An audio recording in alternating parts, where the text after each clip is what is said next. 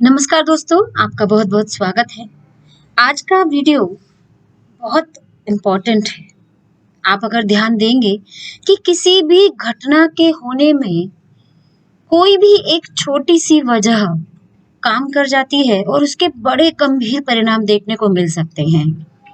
आपने किसी की हंसी उड़ाई, आपने किसी का मजाक बनाया और उसके आत्मसम्मान को, उसकी गैरत को ललकारा, तो ये शायद उस समय की बहुत छोटी घटना हो सकती है, लेकिन इसका दूरगामी परिणाम आपको देखने को मिल सकता है। इसीलिए किसी के आत्मसम्मान को कभी चोट मत पहुंचाइए। जो आराम से रह रहा है उसको रहने दीजिए, उसकी गैरत को मत ललकारिए, क्योंकि किसी के आत्मसम्मान को चोट पहुंचाने से परिवार ही नहीं, सरहदें भी बढ़ जाती हैं। आज मैं इसी का उदाहरण आपके सामने लेकर आई हूँ। जी हाँ दोस्तों, मैं वीना की वाणी चैनल से डॉक्टर वीना शर्मा आपका बहुत बहुत स्वागत करती हूँ। आज हम बात करते हैं भारत के विभाजन से लेकर जुड़ी एक छोटी सी घटना, जो शायद उस समय छोटी दिख रही होगी, लेकिन उसका परिणाम कितना दूरगामी निकला कि आज हमारा देश सदों में बटा हुआ दिखाई देता है। और वो सरहद सिर्फ सीमा पर नहीं, हमारे दिमाग में भी खिंची हुई है, हमारी आत्मा में भी खिंची हुई है।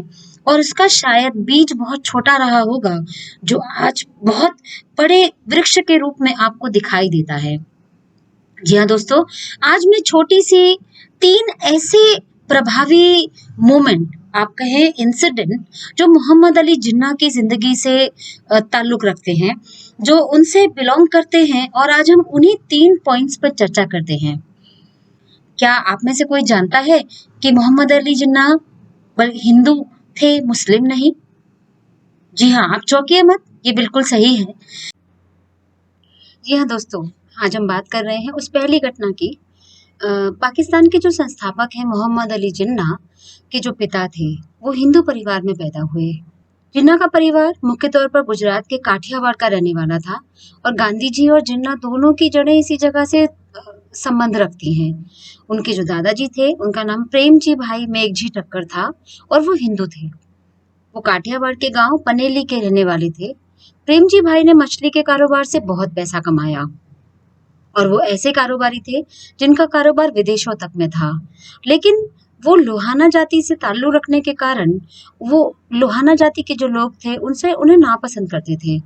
लोहाना जाति कट्टर तौर पर शाकाहारी होते हैं और धार्मिक तौर पर मांसाहार से सख्त परहेज करते हैं। लोहाना मूल रूप से वैश्य होते हैं, जो गुजरात, सिंध और कच्छ आदि इलाकों में रहते हैं। कुछ लोहाना राजपूत जाति से भी बिलोंग करते हैं। लोहाना जाति ने ये दिया कि अगर तुम्हें इस जाति में रहना है तो इसे मछली के व्यापार को छोड़ना होगा। इस परिवार ने मछली के व्यापार को छोड़ने से इनकार कर दिया कि इतना जमा जमाया बिजनेस कैसे कोई छोड़ सकता है तुरंत ही। लेकिन इसका परिणाम ये हुआ कि उन्हें हिंदू जाति से बहिष्कृत कर दिया गया। उनके साथ रोटी बेटी सभी तरह का संबंध खत्म कर दिया गया और उन्हें धर्म भ्रष्ट बता दिया गया। उनकी जाति ने इसका बहुत विरोध किया और उनसे कहा कि अगर उन्होंने इस व्यापार को बंद नहीं किया तो उन्हें उनकी जाति से बहिष्कृत कर दिया जाएगा। परंतु प्रेम जी ने अपने व्यापार को जारी रखा और उसका प्रयास ये हुआ कि वो बहिष्कृत कर दिए गए। लेकिन कुछ समय बाद जब उन्हें लगा कि अपनी ही जाति से अलग रहकर वो कैसे रहेंगे, तो उस व्यापार को उन्होंने बंद भी कर। वापिस अपनी जाति से जुड़ने के लिए जब उन्होंने ये संदेश भेजा, तो हिंदुओं के लोहाना समाज ने उन्हें अपने आप में फिर से स्वीकार करने के लिए, फिर से मिलाने के लिए मना कर दिया और कह दिया कि ये धर्मभ्रष्ट हैं, इनको अब जाति में शामिल नहीं किया जा सकता। और उसका परिणाम कितना बड़ा हो सकता है ये आपको नजर आएगा अभी थोड़ी देर में, कि इस बहिष्कार के बाद भी प्रेम जी तो लगातार हिंदू बने रहे, लेकिन उनके बेटे थे पुंजालाल ठक्कर को पिता और परिवार का बहिष्कार इतना अपमानजनक लगा, उन्होंने गुस्से में पत्नी के साथ तक अपने चारों बेटों का धर्म ही बदल डाला। वे मुस्लिम बन गए। हालांकि प्रेम जी के बाकी बेटे हिंदू धर्म में हैं। इसके बाद जिन्ना के जो पिता पुंजालाल के रास्ते अपने भाइयों और रिश्तेदारों से अलग हो गए, यानी कि बाकी भाई तो हिंदू धर्म में रह गए, लेकिन जो जिन्ना के फादर थे उन्होंने मुस्लिम धर्म ही अपनाया और बाद में वो भाइयों से अपने बेटों समेत मुस्लिम धर्म में तब्दील कर लिया अपने आप को। तो और उसके बाद पुंजालाल के रास्ते अपने भाइयों और रिश्तेदारों से अलग हो गए। वो काठियावाड़ से कराची चले गए। वहां उन्होंने बिजनेस को फला फूला, इतना समृद्ध व्यापारी बन गए कि उनकी कंपनी का ऑफिस लंदन तक में खुल गया और अभी भी कुछ रिश्तेदार वहां पर मिलते हैं। तो यहाँ ये जो लाइफ का टर्निंग पॉइंट रहा कि मुसलमान धर्म अपनाने की आवश्यकता क्यों पड़ी, ये हमारे ही हिंदू जाति के व्यवहार के कारण इतना उनको सहना पड़ा। जो मोहम्मद अली जिन्ना की पहचान को ही उन्होंने बदल दिया। अगर हिंदू समाज ने उनके साथ ऐसा नहीं किया होता तो शायद अकर परिवार का एक बेटा था, वो शायद जिन्ना नहीं बनता, और जिन्ना नहीं बनता तो शायद पाकिस्तान भी नहीं होता। तो छोटी छोटी जो घटनाएं होती है ना, वो भविष्य की बड़े बड़े हादसों को जन्म देती हैं। ये पहला इंसिडेंट था जब उन्होंने हिंदू धर्म को छोड़कर अपना मुस्लिम धर्म अपना लिया। ये पहली बार नहीं हुआ था जब किसी हिंदू परिवार ने मुस्लिम धर्म को अपनाया था। 12वीं शताब्दी से ही बहुत सारे हिंदू परिवार मुस्लिम और अन्य धर्मों में कन्वर्टेड होते रहे हैं, और उसकी वजह से जब उन्होंने कभी अपने धर्म में लौटने की कोशिश की तो हिंदुओं ने उनको स्वीकारा नहीं, बल्कि धर्म भ्रष्ट कहकर उनको पूरी तरह से निष्कासित कर दिया। और इस तरह से अतीत में जो छिपा था, अतीत में जो हिंदुओं पर कन्वर्टेड होने के बाद जो अत्याचार हुए, वही इतने गुस्से के रूप में स्वीकार हुए कि कोई भी जो इंडियन मुस्लिम है वो हिंदू एंसेस्ट्री को एक्सेप्ट नहीं करता। और इसके अतीत में बहुत सारे कारण छिपे हैं जिस पर उन्हें बहुत सारा टॉर्चर, अत्याचार सहने को मिला था।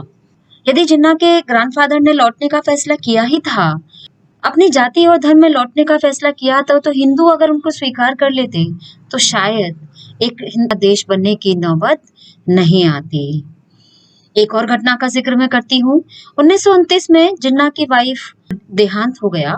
डाइजेस्टिव डिसऑर्डर की वजह से उनकी डेथ हो गई थी और जिन्ना लंदन की तरफ मूव कर गए और वहां पर अपनी एकांत जीवन जीने लगे। एक बड़ा सा घर, बिलियर्ड्स खेलते थे, थिएटर देखते थे, बट बहुत सारी चीजें हैं जो उनके जीवन में बड़ा ड्रास्टिक चेंज लेकर आई। और इनमें से एक घटना है कि जो उनके राइवल थे जवाहरलाल नेहरू, एक प्राइवेट डिनर पार्टी थी, उसमें नेहरू और जिन्ना की मुलाकात हुई। तो एक व्यक्तिगत कमेंट नेहरू ने जिन्ना के ऊपर मार्क करते हुए कहा था, जिन्ना वॉज फिनिश्ड, जिन्ना अब खत्म हो चुका है। और ये बात आप देखिए, किसी के भी आत्मसम्मान को जब ऐसी बात कही जाएगी तो कितनी चोट और किसी की गैरत को ललकारना, ये कितना बड़ा हादसा साबित हो सकता है। हमारे सामने ये प्रमाण मौजूद है। और यही एक रीजन था जब जिन्ना लौट कर आए, इंडिया वापस आए और उन्होंने नेहरू को दिखा दिया कि वो क्या है, और उन्होंने मुस्लिम लीग की स्थापना की और मुस्लिम लीग को एक second most powerful political party के रूप में उन्होंने स्टैब्लिश किया। यानी कि मुस्लिम लीग भारत की दूसरी सबसे शक्तिशाली पार्टी है, ये उन्होंने करके दिखा दिया।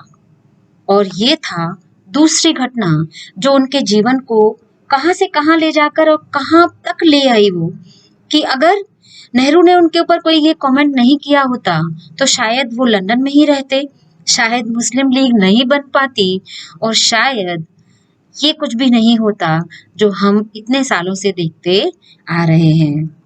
अब मैं आपको जिन्ना से जुड़ी तीसरी घटना बताती हूँ, जिसका शायद समय पर अगर सही इस्तेमाल किया जाता उस जानकारी का, तो शायद आज हिंदुस्तान पाकिस्तान दो देश नहीं होते।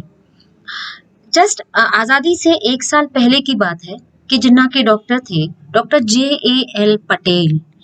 उन्होंने जिन्ना के एक्सरे था, उस रिपोर्ट में कुछ ऐसी चीज देखी, उन्होंने 2 डार्क सर्कल देखे उस रिपोर्ट में, और डिसीजन ये निकला कि डार्क सर्कल ये ट्यूबरक्लोसिस के हैं जो उनके लंग्स को पूरी तरह से घेर चुके हैं, और शायद जिन्ना के पास जीने के लिए 1, 2, 3 इससे ज्यादा साल नहीं थे।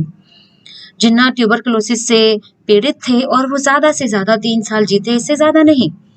और यह बात डॉक्टर को और केवल जिन्ना को पता थी, और इसीलिए उनके पास जीने के लिए उम्र बहुत कम थी, इसीलिए उन्होंने बार-बार माउंटबेटन को पुश किया और वो जल्दी से जल्दी आज़ादी और पार्टीशन की बात को क्लियर करना चाहते थे कि इंडिया श्योर हो जाए कि अब इतिहास में 2 देश बनने वाले हैं और वो अपने मरने से पहले इस डिवीज़न को जो बँटवारा था देश का, उसको वो देखते रहना चाहते थे और ये सीक्रेट सिर्फ़ उनके और उनके डॉक्टर के बीच में था।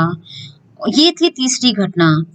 अब देखिए यहाँ पर अगर उस हिंदू डॉक्टर ने उस रिपोर्ट के लिए शायद अगर किसी को कुछ बता दिया होता, इसके जो रहस्य थे वो रिवील कर दिए होते, दोनों के बीच में नहीं रखे जाते, तो शायद माउंटबेटन और गांधी देश को के बंटवारे को टालना चाहते थे और शायद अगर जिन्ना की मौत हो जाती उस दौरान तो शायद ये पार्टीशन भी नहीं होता। डॉक्टर ने इस रहस्य को अपने पास ही रखा और इसका इस्तेमाल किया गया माउंटबेटन पर, गांधी पर बहुत ज़्यादा प्रेशर डालने के लिए कि जल्दी से जल्दी देश का बँटवारा हो जाए। वो मरने से पहले देश को विभाजित होते हुए देखना चाहते थे।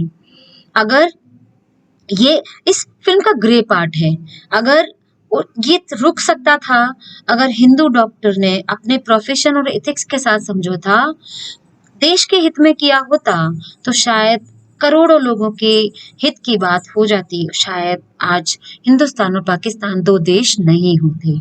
इसीलिए कहते हैं, कभी किसी की गैरत को मत ललकारिए क्योंकि समय किसी का भी हो सकता है। कहते हैं कूड़े के दिन भी फिरते हैं, हम तो इंसान हैं। आज कोई अगर धूल में दबा हुआ है ना, तो वो जीवन भर धूल में दबा हुआ नहीं रहेगा। एक दिन सूरज चमकेगा, वो निखरेगा और निखर के अपनी रोशनी से चारों ओर चकमकाती हुई एक माहौल बनाएगा। अब ये हम पर डिपेंड करता है कि वो हीरा है या वो आग जलाने वाला कोई ऐसी चीज जो तहस नहस कर दे। क्या वो सच में चमकता सोना है या असली खरा सोना है? जय हिंद दोस्तों, आज ये जानकारी देश के हित में मैं आपको बता रही हूँ। परिवार को टूटते हुए, घरों को टूटते हुए, सरहदों को टूटते हुए देखते आए हैं हम लोग। इसीलिए कभी किसी की आत्मसम्मान को चोट मत पहुंचाइए, कभी किसी की गैरत को मत ललकारिए। जय हिंद दोस्तों, अगर आपको वीडियो पसंद आया हो तो आप इसको जरूर शेयर करें, लाइक करें और प्लीज सब्सक्राइब करें। Thank you so much.